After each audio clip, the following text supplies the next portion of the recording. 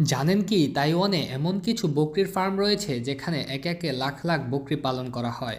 আজ আমরা জানব কিভাবে তাইওয়ানে এই বিশাল বকরির ফার্মগুলোর মাধ্যমে কোটি কোটি টাকা উপার্জন করছে। তাইওয়ানে বকরির ফার্মগুলো এত বড় বড় যে এক একটি ফার্মে একেবারে লাখ লাখ বকরি পালা যায়। এসব ফার্মের বড় আকার এবং উৎপাদন ক্ষমতা দেখে আপনি সহজে আন্দাজ করতে পারবেন যে বকরির চাষ এখানে কিভাবে বিপুল পরিমাণ লাভ দিচ্ছে।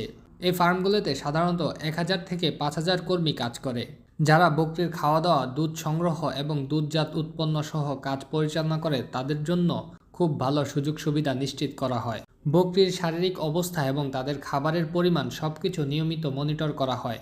একটি বকরি গর্ভধারণের পর প্রায় 5 মাস পর্যন্ত গর্ভে থাকে এবং জন্ম দেওয়ার পর বাচ্চাটি মোটামুটি 1 কেজি থেকে 2 কেজি ওজনের জন্ম নেয়। যখন বাচ্চাগুলো জন্ম নেয় তখন বাচ্চাগুলোর ভালোভাবে যত্ন নেওয়া হয় এবং তাদের মায়ের দুধ দিয়ে পুষ্টি সরবরাহ করা হয়। তাইওয়ানে বকরির দুধ সংগ্রহ করার জন্য বিশেষ যান্ত্রিক প্রযুক্তি ব্যবহার করা হয়। একটি বকরি প্রতিদিন 1.5 থেকে 3.5 লিটার দুধ দেয়। এসব বকরির দুধ সংগ্রহ করতে একটি বড় মেশিন ব্যবহার করা হয়। এই প্রযুক্তিতে একদিনে প্রায় 5 লাখ লিটার দুধ সংগ্রহ করা যায়। বকরির দুধের মূল্য প্রায় 100 থেকে 200 টাকা প্রতি লিটার।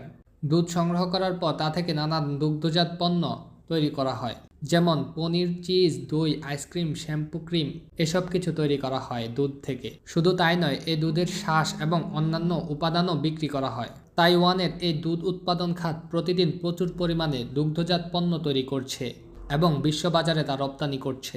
যখন বকরির বয়স বেশি হয়ে যায় বা তারা দুধ উৎপাদন বন্ধ করে দেয়, তখন তাদের কসাইখানায় পাঠানো হয়, যেখানে তাদের মাংস আলাদা বিশ্ববাজারে বিক্রি করা হয়। তাইওয়ানের এই দুধ উৎপাদন খাত প্রতিদিন প্রচুর পরিমাণে দুগ্ধজাত পণ্য তৈরি করছে এবং বিশ্ববাজারে রপ্তানি করছে।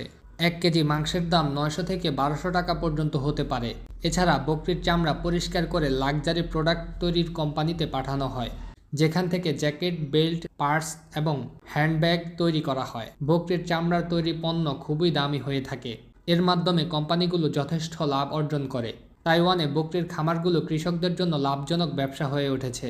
একদিকে তারা দুধ এবং দুধজাত পণ্য তৈরি করে, অন্যদিকে বকরির মাংস ও চামড়া বাজার থেকে বিপুল পরিমাণ অর্থ উপার্জন করছে। এ বড় ফার্মগুলো দিন দিন আরও বড় হচ্ছে। এটি একটি প্রথম সারির কৃষি শিল্পী হিসেবে পরিচিতি লাভ করেছে। তাইওয়ানের কৃষকরা এখন বড় বকরির খামারের মাধ্যমে লাখ লাখ টাকা উপার্জন করছে। ভিডিওটি ভালো লাগলে লাইক, কমেন্ট, শেয়ার করবেন। ধন্যবাদ।